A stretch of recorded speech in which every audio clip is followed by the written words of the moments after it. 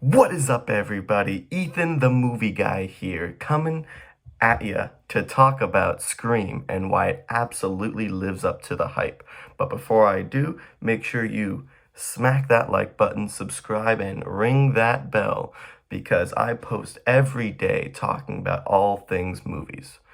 Now, I know there are countless of video essays and reviews that have already covered the newest Scream movie, but I'm not like the others. I won't boringly read you a script while videos play of slightly related movies. I'm not a video essay that's going to either add too much or cut out information just to fit that 10 to 12 minute time slot that YouTube promotes so heavily. And I definitely will not pause halfway through to read you a goddamn ad. That's right. So let's... Sorry. So, without further ado,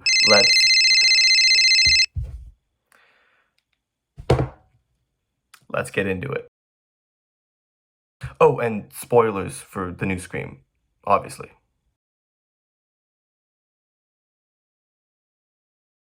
How effective is the newest Scream as both a slasher and a meta-commentary on the genre compared to its predecessors? Since the general opinions are that the original trilogy seems to be doing the same thing with each entry, but slightly worse than the previous one, I'm going to focus on the original 96 film as well as the 2011 Scream 4. Moving on to the newest 2022 release. I'll be looking at all these movies through the lens of self-reflexivity, or how the film makes reference to its own artificiality or contrivances, as that is one of the most important aspects of the franchise. I'll do this by analyzing each film's filmmaking, narrative, and villains, and their overall effectiveness. All that said, let's start with the original. The slasher flick was once the staple horror subgenre, owning the box office year after year. In 1974, the slasher took the world by storm with the Texas Chainsaw Massacre and Black Christmas, both featuring groups of young, attractive people getting taken off one by a crazy killer. Chainsaw had a distinct killer, while Black Christmas brought the voyeuristic and mystery elements by only showing the killer from his point of view.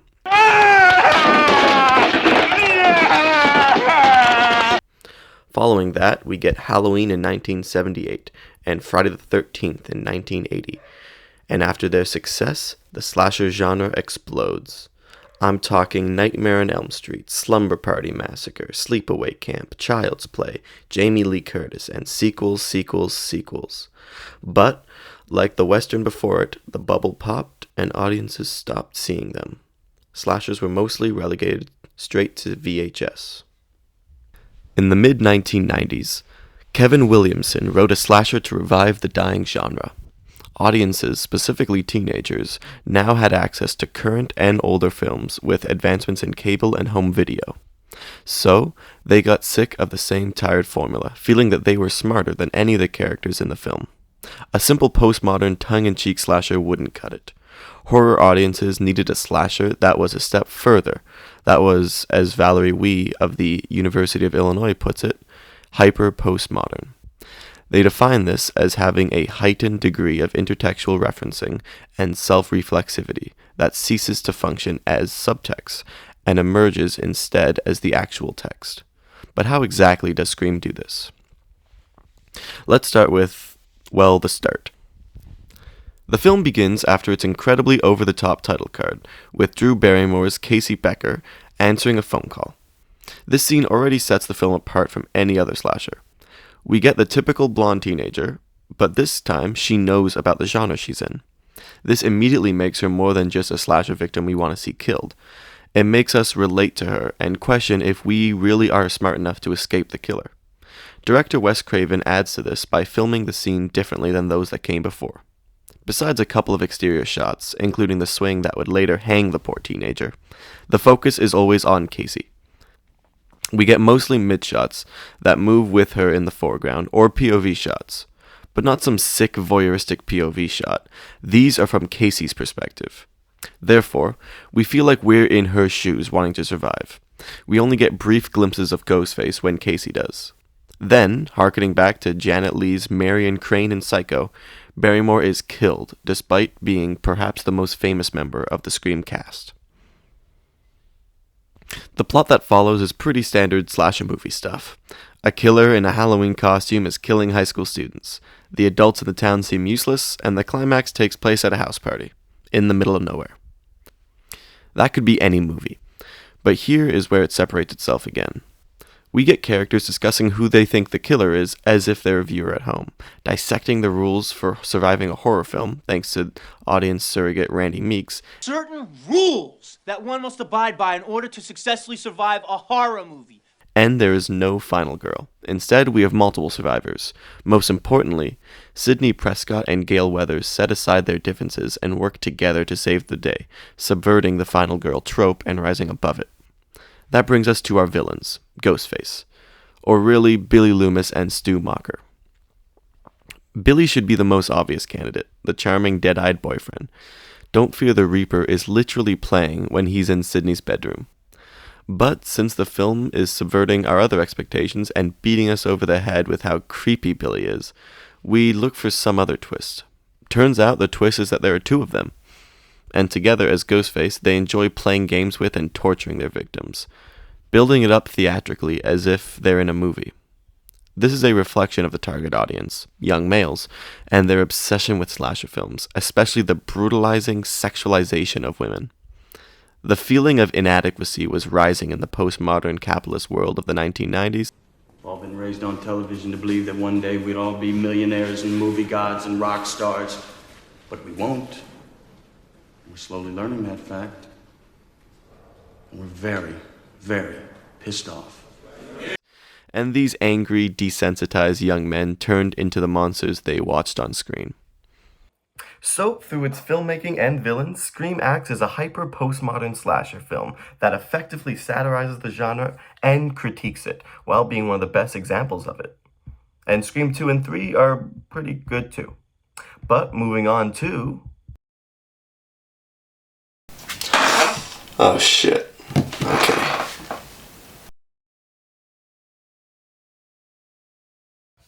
Scream 4 came out in 2011, 11 years after the previous entry, and was marketed under the tagline, New Decade, New Rules. Between the two films, horror took a few different turns. Firstly, meta-comedies that actively reference tropes in their genres became wildly popular. Movies like Shaun of the Dead, Club Dread, Zombieland, and Tucker and Dale vs. Evil to start.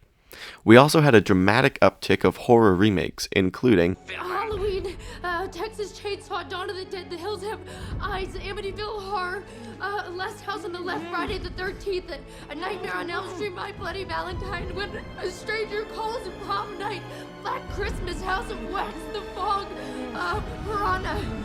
Craven himself even saw remakes of 3 of his films. Finally, 2 horror subgenres took over the world.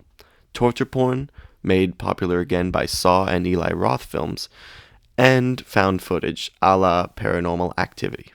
The teen audience that once craved violence and made fun of dumb horror movies grew up. Now, teens were raised on violence and meta-humor thanks partly to the internet.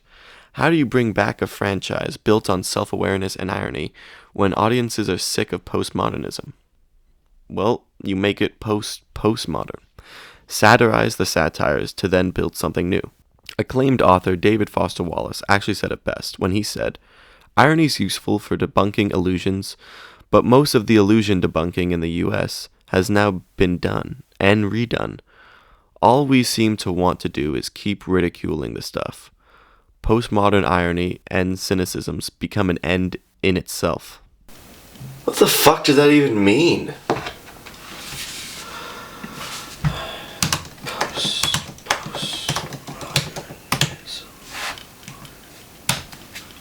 Basically, it's easy to be postmodern, and we all got lazy. The challenge of being postmodern is to acknowledge and even use self-aware language and irony, but then break through the self-referential cycle and add something new and constructive. David Foster Wallace is a pretty smart guy. I wish I read more of his books, but I just don't like reading. Are you like me? Then try Audible with my code MovieGuyEthan for 20% off your next Audible order. The movie starts with a very familiar scene. The teenage girl picks up her phone, and a creepy-sounding voice is on the other end.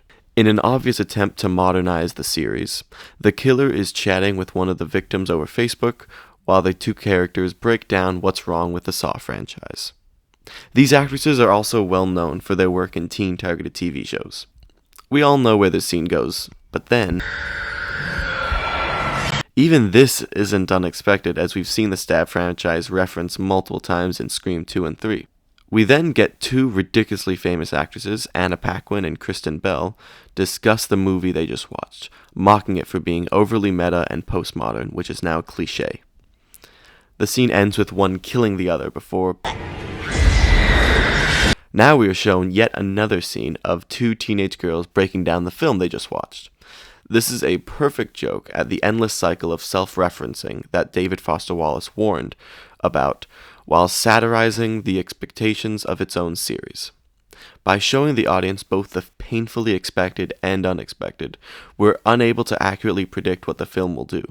Additionally, the gore effects get slightly more realistic as we transition into the real world, as does the lighting, though that maintains its highly lit, glossy feel the whole movie. If I'm being generous, the lighting and quick editing are possibly poking fun at the poor filmmaking in other horror reboots at the time, but it could also just be Wes Craven missing the mark a little bit.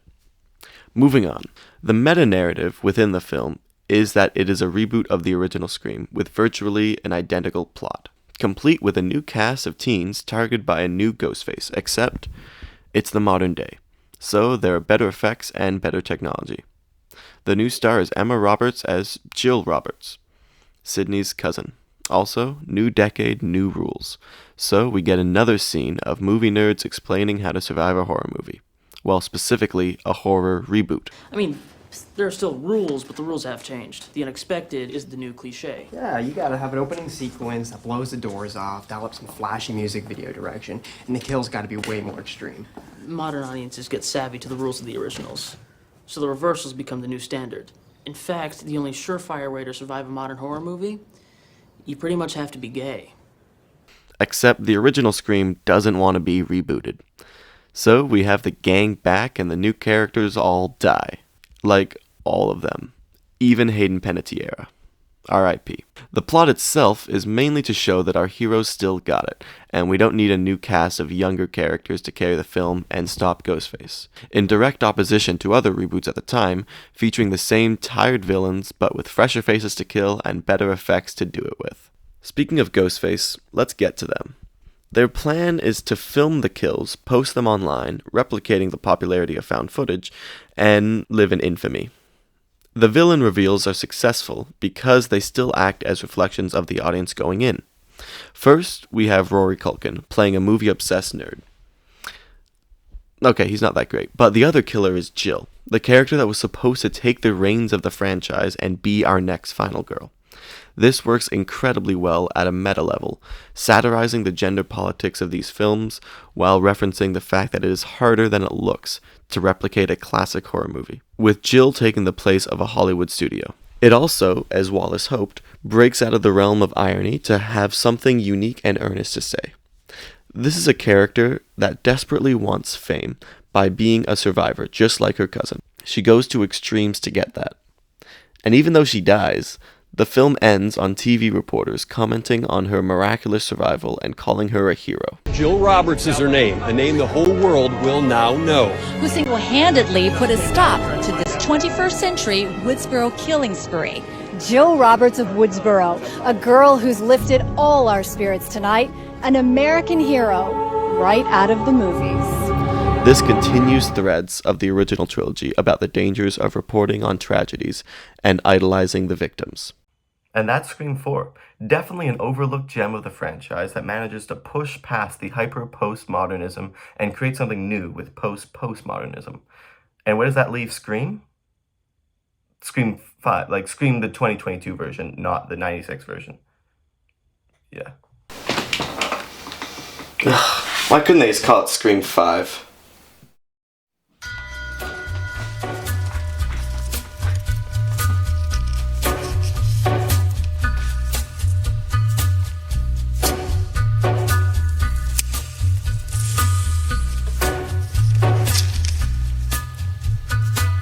take a little walk to the edge of town and go across the track